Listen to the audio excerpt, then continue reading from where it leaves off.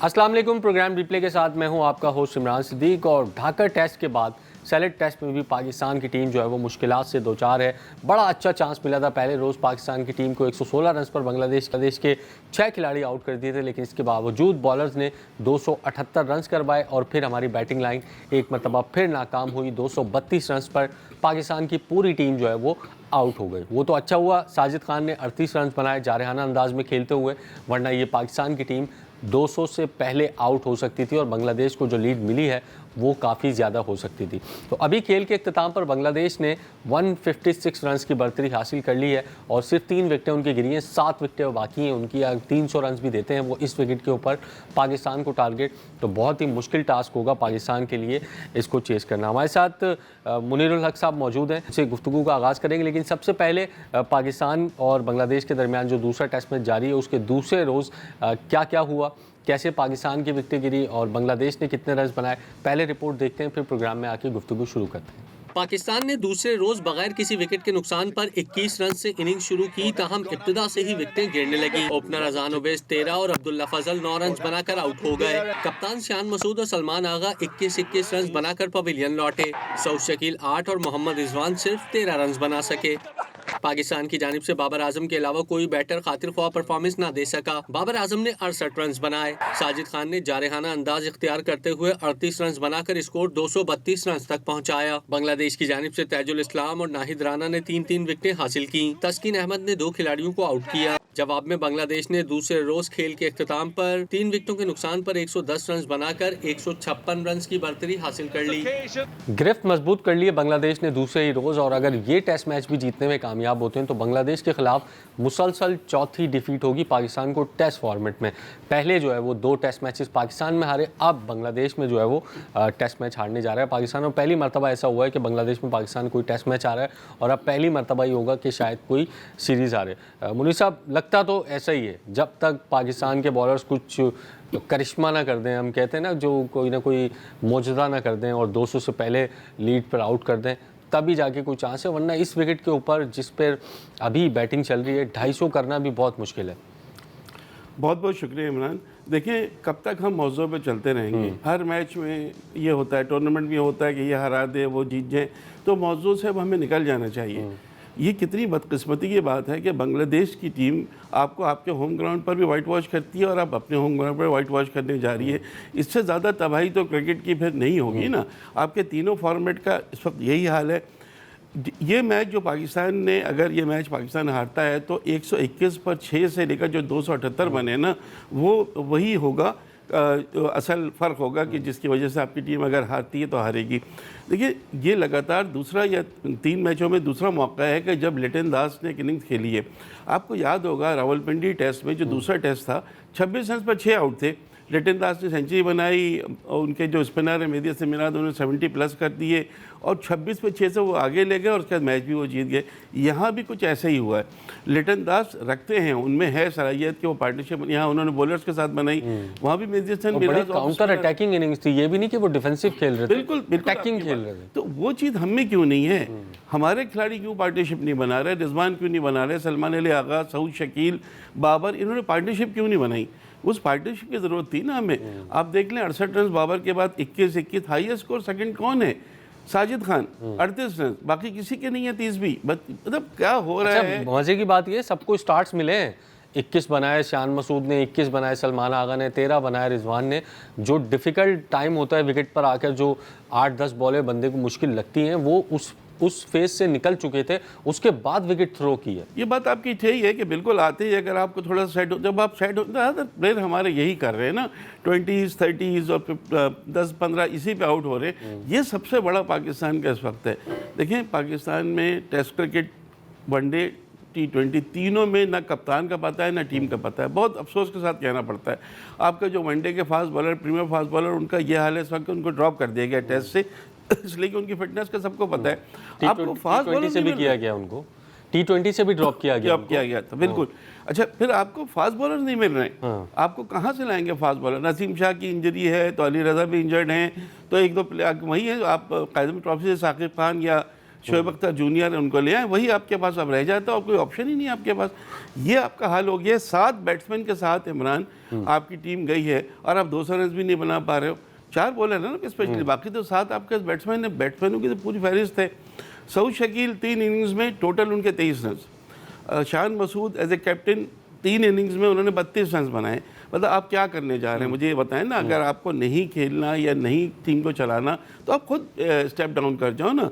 16वें match में 12वीं शिकस्त होने जा रही है इनकी कप्तानी में, तो क्या चीज़ कितना आप वो करेंगे जब बांग्लादेश से लगातार 4 टेस्ट हारेंगे, 2 वाइट वॉश होगा। अल्लाह ना करे, हो सकता है कि मेरी बात अल्लाह करे गलत हो, हम कुछ ऐसा दे दें, लेकिन आज दूसरे दिन ही बांग्लादेश ने गिरफ्त मजबूत कर ली है, ये मानना पड़ेगा। ठीक है, आखिर में मोमिन अल्लाह की बड़ी अच्छी विकेट मिल गई इनको, वो एक अच्छा साइन है। लेकिन उसके बावजूद अभी उनके पास बहुत प्लेलेट अंदाज है, मुशफिक हैं। फिर अभी उनके पास है बैटिंग, उनका जो ऑफ स्पिनर है मेहदी हसन मिराज, वो भी सेंचुरी बना चुके हैं इंडिया के खिलाफ, तो उनके पास बैटिंग अभी है। 250 प्लस जो भी होंगे ना पाकिस्तान के लिए मुश्किल हो जाएगी। 156 हो चुके हैं, मतलब क्या है कि अगर वो 96 बना लेते तो मैच को सेव करने की पोजीशन में, उसके बाद जितने भी बनेंगे वो समझे कि वो उनका प्लस पॉइंट होगा। अच्छा, 300 की आपने बात की थी, 300 तो बहुत ही अच्छा फिगर होगा। 250 से ऊपर भी, क्योंकि दोबारा इनको 4th इनिंग में बैटिंग करनी है।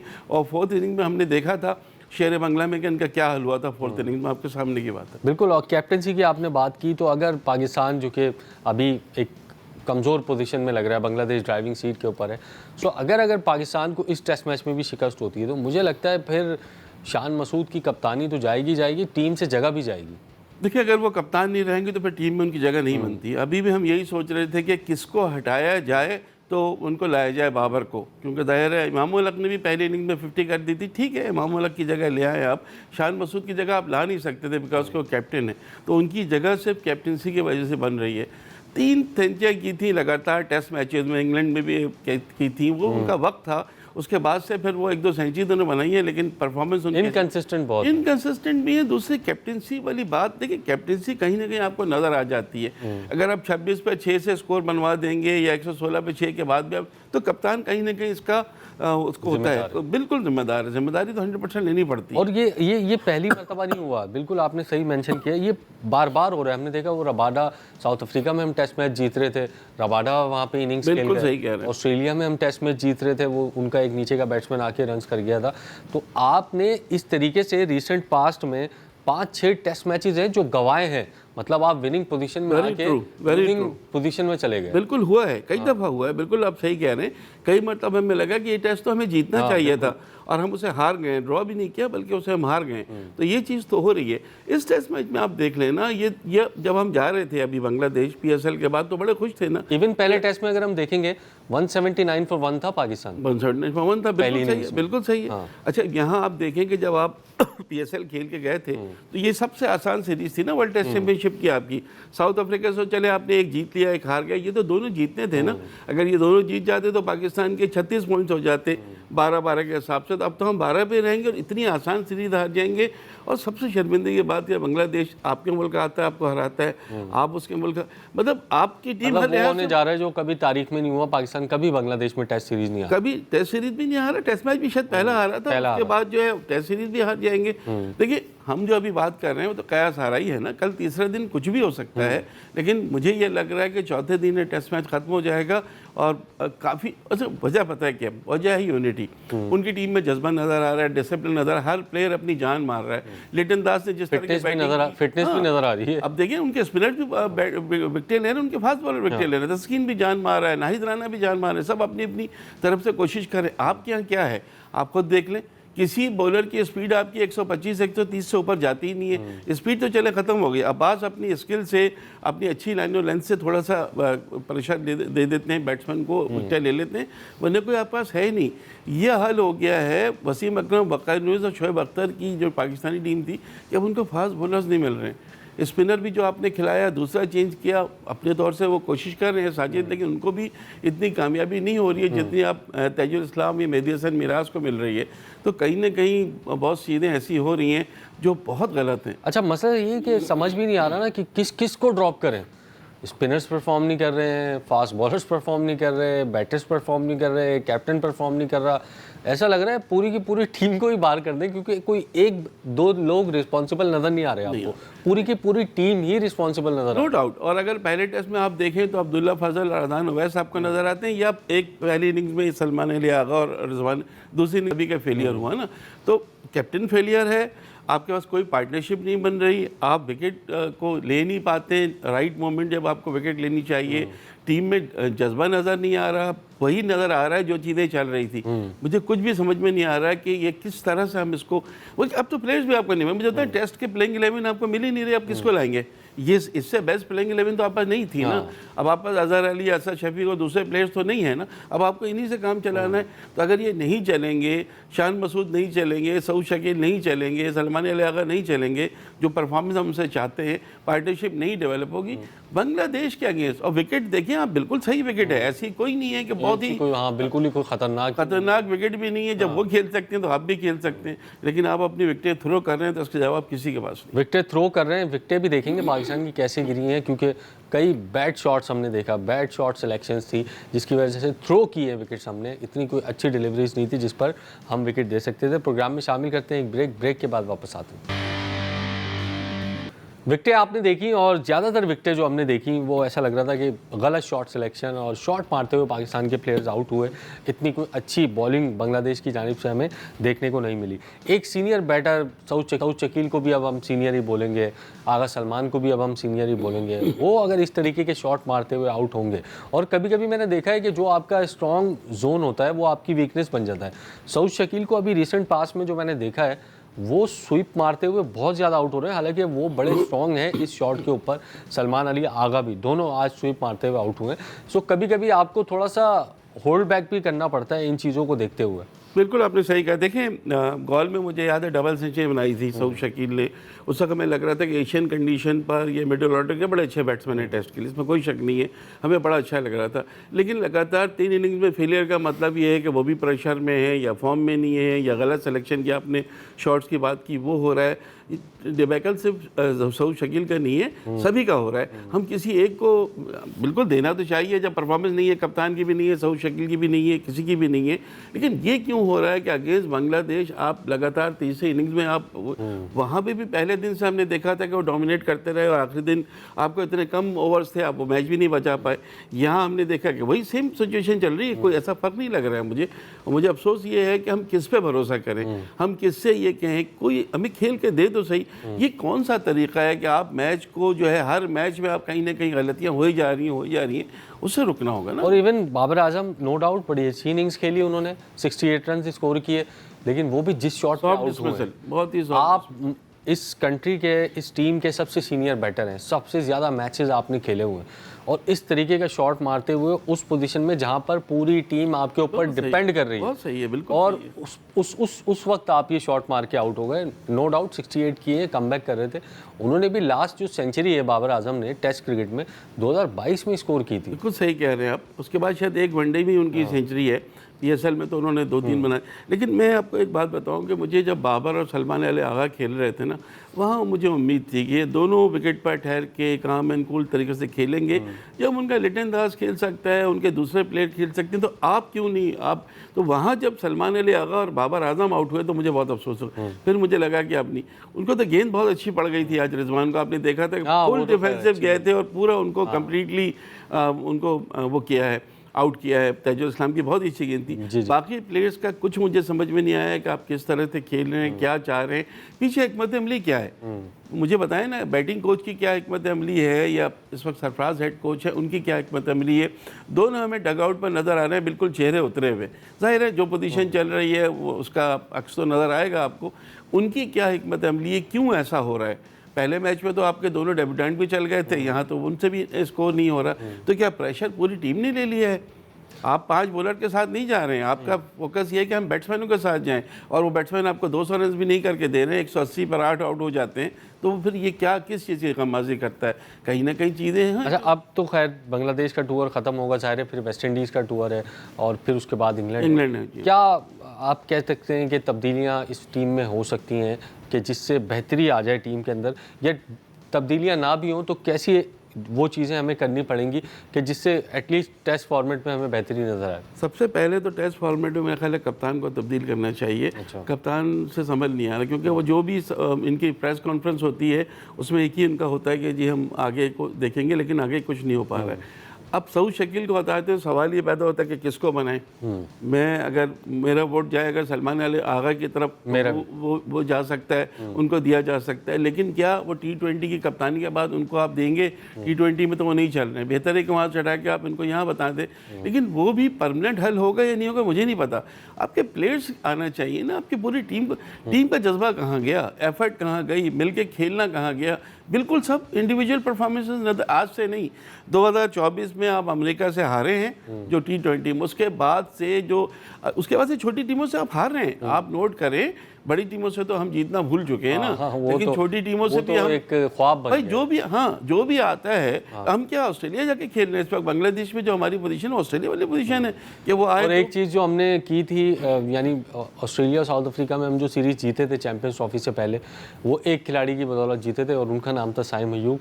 आपने उनको फॉर्मेट मिक्सिंग का शिकार करके आप वनडे टीम से ड्रॉप करने जा रहे हैं। वनडे ड्रॉप उनको 28 खिलाड़ियों में नहीं लिया आपने। अब वो बहरहाल बॉल का जो कैंप लगा, हाँ, क्योंकि वनडे के तो उसमें कोई शक नहीं है, वनडे में और T20 में अपनी बॉलिंग अपनी फील्डिंग से कुछ ऐसा था, लेकिन बहरहाल अब वो क्या उसके पीछे रीज़न है ये हम नहीं समझ सकते। लेकिन वनडे से उनको नहीं हटाना चाहिए था। साउथ अफ्रीका और में जो उन्होंने इनिंग्स खेली थी वो तो यादगार थी वनडे में, और हमने पहली दफ़ा वाइट वॉश किया था साउथ अफ्रीका में इतनी बड़ी फतह कभी नहीं मिली। Coming back to this test match, इस टेस्ट मैच में अगर 156 रन की लीड हो गई है और 7 विकेटें उनके बाकी हैं, मज़ीद इतने ही रन उनको बनाने हैं, या अगर 130-140 बनाते हैं ना तो ये मैच पाकिस्तान यहाँ से, क्योंकि पाकिस्तान में कोई प्लानिंग नज़र नहीं आ रही। अच्छा, आप किस खिलाड़ी से 300 रन समझते हैं कि मुझे बताएं, किस खिलाड़ी से हम ये समझते हैं कि यार 300 रन को डिफेंड करेंगे? कोई ऐसा नज़र नहीं आ रहा ना, यही तो सबसे परेशानी की बात ये है कि जो हमें सबसे ज़्यादा पॉजिटिव चीज़ नज़र आ रही है वो नज़र आ रहे हैं जिन्होंने अभी 2 टेस्ट मैचेस खेले हैं, वो अजान और अब्दुल्ला फजल। अब हम अजान और अब्दुल्ला फजल पर ये तवक्को करें कि वो 200 रन की पार्टनरशिप दें, ओपनर जाएँ और फिर बाबर से, मुझे चीज़ें नहीं आ रही और ना ये समझ में आ रहा है कि आपका प्लेयर्स कहाँ हैं, कहाँ से लाएंगे? बताएं, मिडिल ऑर्डर के प्लेयर्स कहाँ से लाएंगे पाकिस्तान? और अब तो ये भी बात कहाँ है? अब तो ये भी बात मतलब ख़त्म हो जानी चाहिए कि यार डोमेस्टिक के परफॉर्मर्स को मौका नहीं मिल रहा, डोमेस्टिक के परफॉर्मर्स को भी मौका मिल। इट मीन्स कि आपका जो टैलेंट नीचे से आ रहा है वो इंटरनेशनल सतह पे आके थोड़ा सा एक्सपोज हो रहा है। जिसको थोड़ा सा आपने दिया उनको तो थोड़ा वक्त आप दे दें, लेकिन जो इतने अरसे से खेल रहे हैं वो क्या कर रहे हैं? जिनके ऊपर टीम डिपेंड करती है, आप में मिडिल ऑर्डर पर बैटिंग डिपेंड करता है ना, शान मसूद, सऊद शकील, बाबर आजम, सलमान अली आगा, मोहम्मद रिजवान, ये पांचों की परफॉर्मेंस आप देख लें। एक आध मैच में एक आध इनिंग में 50 है, बाकी कुछ भी नहीं किया। तो जब 5 के 5 आपके मेन प्लेयर नहीं करेंगे तो फिर तो बिल्कुल 5 मेन प्लेयर जो आपके सीनियर बैटर्स हैं, सीनियर टीम में कई अरसे से सालों से शामिल हैं, जब उनकी शॉट सिलेक्शन और उनकी परफॉर्मेंस ऐसी होगी तो नताइज जो है, रिजल्ट जो है वो इसी किस्म के आते हैं। प्रोग्राम में शामिल करते हैं एक ब्रेक के बाद वापस आते हैं। प्रोग्राम में एक मरतबा फिर खुश आमदीद, और पाकिस्तान और बांग्लादेश के टेस्ट मैच पर गुफ्तगू का सिलसिला जो है वो जारी है। पाकिस्तान ने आगे जाकर ऑस्ट्रेलिया के खिलाफ अब वनडे सीरीज़ भी खेलनी है। इस टेस्ट सीरीज़ के बाद 10-15 दिन का वक्फा होगा, फिर ऑस्ट्रेलिया की टीम जो है वो यहाँ पर आएगी और पाकिस्तान की वनडे टीम जो है वो आपको खेलती हुई नज़र आएगी, जिसके लिए वाइट बॉल का कैंप भी जो है वो तलब किया गया है। डोमेस्टिक के परफॉर्मर्स को भी बुलाया गया है, सीनियर प्लेयर्स भी उसमें शामिल हैं। साइम अयूब का जिस तरह हमने अभी जिक्र किया कि साइम अयूब उसमें शामिल नहीं है। तो जो मुनीर भाई अभी क्रिकेट की सूरत हाल बनी हुई है, हम T20 फॉर्मेट अगर देखते हैं वहाँ पर शिकस्तें हो रही हैं, टेस्ट क्रिकेट देखते हैं वहाँ शिकस्तें हो रही हैं, तो एक ना एक मुझे लगता है कि कोई एक बड़ी सीरीज़ आपको चाहिए राइट ट्रैक पर दोबारा से आने के लिए और अपने मतलब मोमेंटम जो है वो फिर से पकड़ने के लिए कि पाकिस्तान की टीम जो है वो फिर से कोई भी फॉर्मेट हो जीत के ट्रैक पर है। आपकी बात बिल्कुल सही है, लेकिन अगर आप सबसे आसान सीरीज़ जो वर्ल्ड टेस्ट चैम्पियनशिप की थी, अगर वो सीरीज़ आप हार जाएंगे तो फिर तो वर्ल्ड टेस्ट चैम्पियनशिप का फाइनल खेलने तो हमेशा ख्वाब रहेगा हमारा। अब आपने बात की ऑस्ट्रेलिया की, ऑस्ट्रेलिया की टीम से जीतने का अच्छा मौका है। ऑस्ट्रेलिया की पूरी टीम नहीं आ रही, हालांकि उनकी जो भी टीम आ रही है वो भी बहुत अच्छी है और वनडे में वो जान मारते हैं। उनके पास 2-3 नए प्लेयर भी हैं, लेकिन उसके बावजूद आपके पास मौका है वनडे फॉर्मेट में। लेकिन सवाल ये पैदा होता है कि वनडे फॉर्मेट के कप्तान शाहिन अफरीदी क्या फिट हैं, क्या वो कैप्टनसी करेंगे? अगर करेंगे तो फिर कैसी बॉलिंग करते हैं, दूसरे प्लेयर जो आप उनको खिलाते हैं उनका क्या रहता है? अभी हर चीज़ जो है ना किसी चीज़ का पता ही नहीं है आपको, ना आपको T20 का पता है, ना आपको वनडे का पता। और टेस्ट में तो आपके सामने चीज़ें नज़र आ रही हैं कि टेस्ट में तो अब इतना तरने वाला पाकिस्तानी टीम हो गई ना हर टीम के लिए।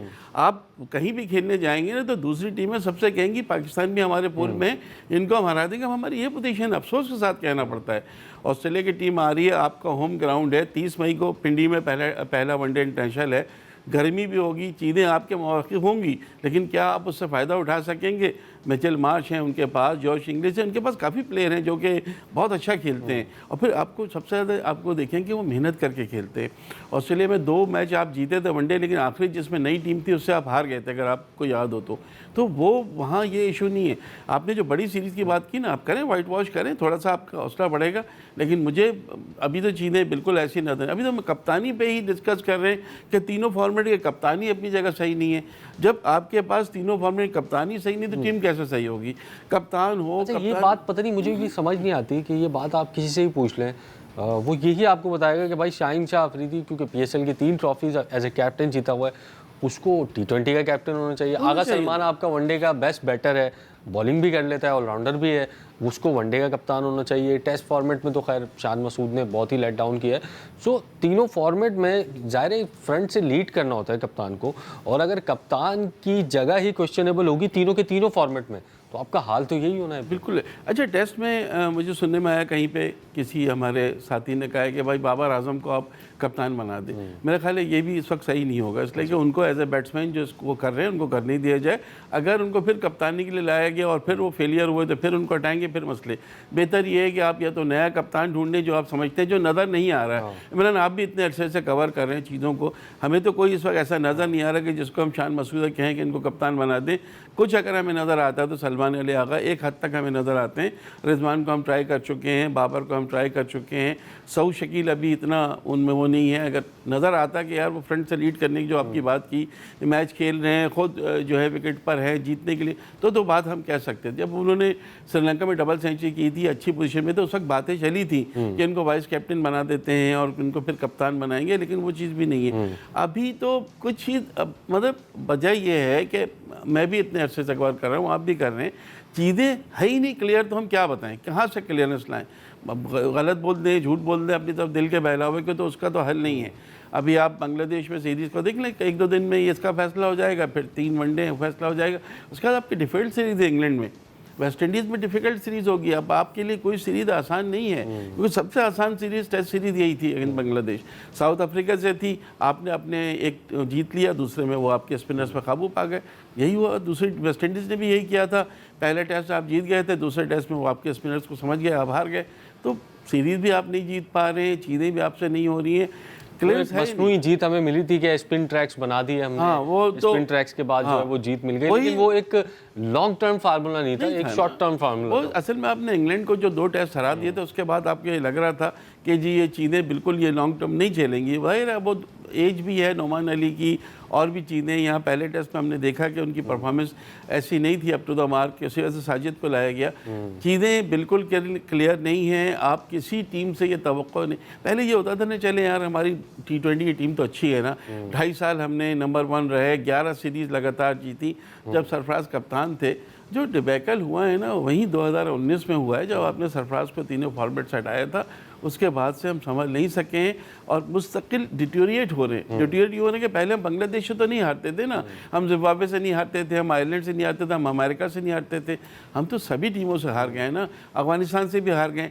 अब तो कोई भी टीम है छोटी। अच्छा, मुझे ये ठीक है, आकिब जावेद काफ़ी अरसे से सेटअप का हिस्सा हैं, असद शफीक हैं, फिर अलीम डार को लाया गया था, ये इनको चाहे PCB हो या कोई भी हो, यूनुस खान, आमिर सुहेल, सलमान बट क्रिकेट को बड़ा अच्छा समझते हैं, ठीक है, मतनाज़ा नाम हो सकते हैं, लेकिन वो एक अलग चीज़ है। अब उन्होंने अपनी सज़ा जो है जो भी है वो भुगत ली। तो ये जो लोग हैं ये सेटअप में क्यों नहीं आते? मुझे ऐसा लगता है कि शायद यस बॉस वाले वो नहीं है, इसलिए इस सेटअप का हिस्सा नहीं बन सके, क्योंकि वो चाहेंगे कि वो मेरिट पर काम करें, पसंद नापसंद को फॉलो नहीं करेंगे वो। शायद ये वजह है कि जो बड़े नाम हैं वो अभी पाकिस्तान के सेटअप से हमें दूर दूर नज़र आ रहे हैं। देखिए, थोड़ा किसी बड़े खिलाड़ी इशू तो हो सकता है कि 2 नाम जो एक आपने नाम लिया सलमान बट का, एक मैं नाम लूँगा राशिद लतीफ़ का, ये वो हैं जो कोर को जानते हैं, डोमेस्टिक को जितना ये फॉलो करते हैं, यानी क्लब क्रिकेट से लेकर इंटरनेशनल लेवल तक किसी खिलाड़ी की आप बात करें, राशिद नदीम को सब उसकी तफसील पता है। इसी तरह सलमान भट्ट डोमेस्टिक को बहुत फॉलो करते हैं। मैं जब उनके तजज़िये सुनता हूँ मुझे अंदाज़ा हो जाता है ये दो प्लेयर हैं कि जिनको आप, लेकिन सवाल ये है कि ये मांगते हैं कि भाई हमें मौका दिया जाए, हमें वो दिया जाए। जब इनको नहीं मिलती हैं चीज़ें इनके मतलब से, तो फिर आना नहीं मांगते। तो ये चीज़ें तो हैं, आपको मतलब समझ में नहीं आ रहा, देंगे नहीं देंगे, देंगे तो क्या होगा, नहीं देंगे तो क्या होगा, आपकी स्किल कहाँ गई? सबसे पहले मुझे लगता है कि बहुत लंबा एक चांस मिल गया है आकिब जावेद को। वो आपके कोच भी रहे, आपके चीफ सिलेक्टर भी रहे, और आपकी एकेडमी के अंदर भी हैं, वो अभी भी सिलेक्शन में उनका भरपूर किरदार है। मुझे लगता है कि मूव ऑन करना चाहिए। अगर पाकिस्तान बांग्लादेश से ये सीरीज़ हारता है तो हमें फिर आकिब जावेद से मूव ऑन करना चाहिए कि स्ट्रॉन्ग सिलेक्शन कमेटी होनी चाहिए जिसको पता हो कि कौन सा फॉर्मेट का कप्तान कौन होना चाहिए, कौन से फॉर्मेट के खिलाड़ी कौन से हैं। फॉर्मेट मिक्सिंग नहीं होनी चाहिए। देखिए, मैंने तो हमेशा सुना है कि आकिब जावेद एनसीए में ज़्यादा इंटरेस्ट रखते हैं और वहीं जाना चाहते हैं। तो ठीक है, आप उनको एनसीए दें, इधर से आप उनको हटा दें, लेकिन सवाल ये किसको लाएंगे? अभी अगर आपके पास मिसबा और सरफराज हैं, टीम तो सेलेक्ट हुई है ना, टीम तो इतनी बुरी सेलेक्ट नहीं हुई। क्या हम कहें कि जी 4-5 लड़के ऐसे थे जिनको नहीं लेना चाह, ठीक है, 7 बेग को आप ले सकते थे, उनकी परफॉर्मेंस बुनियाद एक आध और बॉलर को ले सकते थे, लेकिन 1-2 खिलाड़ियों का तो मसला हमेशा रहता है। प्लेयर्स बुरे नहीं है, लेकिन परफॉर्मेंस ही नहीं दे पा रहे, तो अब आप क्या करेंगे? आप किसको खिलाएंगे, कहाँ से लाएंगे? फास्ट बॉलर की हम बात कर चुके हैं, मिडिल ऑर्डर बैट्समैनों की हम बात कर चुके हैं। T20 में आपको सिर्फ टॉप ऑर्डर मिल रहा है और कोई मिल ही नहीं रहा है। तो आप देख लें, या तो विकेट कीपर मिलते हैं या टॉप ऑर्डर मिलते हैं, और उसके बाद 5-5 टॉप ऑर्डर के प्लेयर को आपको 1, 2, 3, 4, 5 खिलाना पड़ता है, जो कि ओपनर्स हैं। ये पोजीशन है हमारी, हम तो कुछ समझ में नहीं आ रहा। बिल्कुल समझ में आएगा भी कैसे, क्योंकि रिजल्ट्स हमेशा की तरह ग्राउंड चेंज हो रहे हैं, कैप्टन्स चेंज हो रहे हैं, हेड कोच चेंज हो रहे हैं, प्लेयर्स चेंज हो रहे हैं, लेकिन रिजल्ट जो है वो चेंज होने का नाम नहीं ले रहे। प्रोग्राम में शामिल करते हैं ब्रेक के बाद वापस आते हैं। प्रोग्राम में एक मरतबा फिर खुश आमदीद, और बात कर रहे हैं पाकिस्तान और ऑस्ट्रेलिया की वनडे सीरीज़ पर, क्योंकि अब बांग्लादेश के बाद जो आपका असाइनमेंट है वो वनडे सीरीज़ है, लेकिन टेस्ट सीरीज़ जो कि पाकिस्तान ये कोशिश कर रहा था इस मरतबा, और चांस भी थे पाकिस्तान के पास कि पाकिस्तान इस मरतबा टेस्ट चैम्पियनशिप का फ़ाइनल खेल सकता है, लेकिन अब वो चांसेस जो है वो मादूम होते हुए नज़र आ रहे हैं। मुनीर भाई, अब तो मुझे नहीं लगता कोई चांस बचेगा, क्योंकि हमारे ओवर रेट की वजह से पॉइंट्स कट गए, फिर पहला टेस्ट मैच हार गए, अब दूसरा भी हार रहे हैं। अब लगता यही है कि जब हम वेस्ट इंडीज़ जाएंगे तो वेस्ट इंडीज़ भी जो टीम की हालत है उसको देखते हुए तो ये लगता है कि वेस्ट इंडीज़ भी आपको टफ टाइम देगी। देखिए, एक तो मुझे कभी नहीं लगा कि हम Pakistan cricket board world test championship का फाइनल खेलने में कभी सीरियस नजर आए। कभी इनकी किसी बात से कोई ऐसा मुझे लगा नहीं कभी भी। हालांकि पिछला मौका भी था, शान मसूद ने खुद कहा था कि हमारा अच्छा मौका है, और इस दफ़ा भी मौका था। एक ही सीरीज़ है ना इंग्लैंड से जो आपको मुश्किल है ज़रा, वरना तो वेस्ट इंडीज़ और इनको तो आपको हराना चाहिए। श्रीलंका के होम है, वो भी आपको हराना चाहिए, लेकिन जब आप बांग्लादेश से हार जाएंगे तो फिर बात ख़त्म हो जाती है। फिर ये टॉपिक तो हमें क्लोज ही कर देना चाहिए कि हम वो फाइनल में पहुँचने की बात करेंगे। वही 6-7वां नंबर जो हमारा होता है, लगता है वही रहेगा। बहुत अफसोस के साथ कहना पड़ता है। अब कल कोई अगर ऐसा, और लगातार तीसरी चैंपियनशिप होगी ये। हाँ बिल्कुल, हमने देखा है कि जो ऑस्ट्रेलिया, इंग्लैंड, इंडिया अभी लंबे फॉर्मेट में जो टीमें परफॉर्म कर रही हैं वही जो है वो शॉर्टर फॉर्मेट में भी कर रही हैं। जब आपका लंबे फॉर्मेट में नहीं परफॉर्मेंस होगी तो उसका असर नीचे आता है, फिर पूरी आपके वनडे क्रिकेट पर भी आता है, आपकी टेस्ट क्रिकेट पर भी आता है, क्योंकि ले दे के आपके 2-2, 4-4 प्लेयर्स ही चेंज होते हैं, तकरीबन वही प्लेयर्स होते हैं। वनडे और टेस्ट की अगर हम बात करते हैं तकरीबन वही होते हैं। सो अब इस फॉर्मेट में जब रिजल्ट्स अच्छे आएंगे तो ऑटोमेटिकली ये नीचे वनडे पे ट्रांसफर होगा और फिर जो है वो T20 पे आएगा। बिल्कुल सही आप कह रहे हैं। साउथ अफ्रीका की मिसाल आपके सामने है, वर्ल्ड टेस्ट चैंपियन भी हैं, T20 भी उनकी परफॉर्मेंस बहुत अच्छी रहती है, फाइनल में भी पहुंचते हैं, दीगर भी है, उनमें जज्बा भी नज़र आता है, उनकी टीम अच्छे प्लेयर हैं, ऑलराउंडर्स बहुत अच्छे हैं उनके पास। तो हमारे पास क्यों नहीं है? हम तो देखिए, एक बात को मेरे ख्याल है हमें तस्लीम कर लेनी चाहिए इमरान, अब पाकिस्तान क्रिकेट जो है ना वो मेयार की नहीं रही कि जिसको हम अपने दिल में ज़ाहिर है लाख सोचें कि पाकिस्तान का जिम्बाब्वे से मैचेस हैं या श्रीलंका से हैं, लेकिन दूसरी टीमें हमारे बारे में क्या सोच रही हैं हमको उसको सोचना चाहिए। और दूसरी टीमें हमारे बारे में जो सोच रही हैं वह खुद हम पूरा करके उनको दे देते हैं कि यार आप सही सोच रहे थे कि हम बहुत कमज़ोर टीम है। हालांकि इस दफ़ा टीम में कोई टेस्ट टीम में इतने अच्छे प्लेयर हैं आपके पास, इससे बेस्ट प्लेयर अभी नहीं बन सकते, नहीं बन सकते। सीनियर जूनियर्स का कॉम्बिनेशन है, डोमेस्टिक के परफॉर्मर्स खेल रहे हैं। यस, और आप क्यों नहीं खिलाएंगे? यही प्लेयर ना, बाबर की वापसी हो गई है, सऊद शकील है टीम में, सलमान अली आगा हैं, रिजवान खुद हैं, तो अब आप किसको अब कहेंगे? 7 बैट्समैन खिला रहे हैं ना आप यार, तो कोई एक तो चले। अब अगर बाबर चले तो वो भी और अगर वो सेंचुरी बनाते, थोड़ा खींचते, प्लेयर्स को लेकर पार्टनरशिप बनते तो ज़्यादा खुशी होती। लेकिन एक खिलाड़ी को हम नहीं कर सकते, बाकी सब 20-21, 15 वो तो 38 जो बना दिए, वरना वो भी लीड इस वक्त आपको 46 जगह 70-75 की लीड होती। बिल्कुल, और उम्मीद करते हैं कि ये जो ऑस्ट्रेलिया से जो सीरीज़ आ रही है पाकिस्तान की, क्योंकि एक लंबा अरसा हो गया है, अब इतने लंबे अरसे जब आप मैचेस हारते रहते हैं, चाहे वो टेस्ट फॉर्मेट हो, चाहे वनडे हो, चाहे T20 फॉर्मेट हो, फैंस आपसे दूर होते चले जाते हैं। हमने देखा पाकिस्तान सुपर लीग में 4 मैचेस में क्राउड को इजाज़त मिली थी और सिर्फ फाइनल में हाउसफुल हुआ है। मतलब हमने PSL 2, 3, 4, 5 ये नॉर्मल मैचेस के अंदर हाउसफुल होते थे। अब फैंस इतना दूर चले गए कि एलिमिनेटर में आपका क्राउड फुल नहीं हो रहा है, क्वालिफायर में क्राउड फुल नहीं हो रहा है। तो अब ये लूज कर रही है पाकिस्तान की टीम फैंस। बिल्कुल सही है। लास्ट तो 3 मैचेस थे PSL के, उसमें 2 मैचेस जो थे सारे क्रंच मैचेस थे, लेकिन और डू और डाई वाले मैचेस थे, लेकिन क्राउड फुल नहीं हुआ। मेरे ख्याल उसमें इख्तितामी तकरीब भी थी, उसका भी कुछ अट्रैक्शन था, हाउसफुल हुआ है। लेकिन अफसोस होता है कि अच्छा, अब कराची में मैचेस हो रहे थे, क्राउड तो नहीं था, लेकिन ऑफिस में इधर उधर लोग बात करते हुए नज़र नहीं आ रहे थे किसका मैच है। बड़ा एक अट्रैक्शन होती थी, आज इस टीम का इससे है, वो सब भी चीज़ें नज़र नहीं आ रही।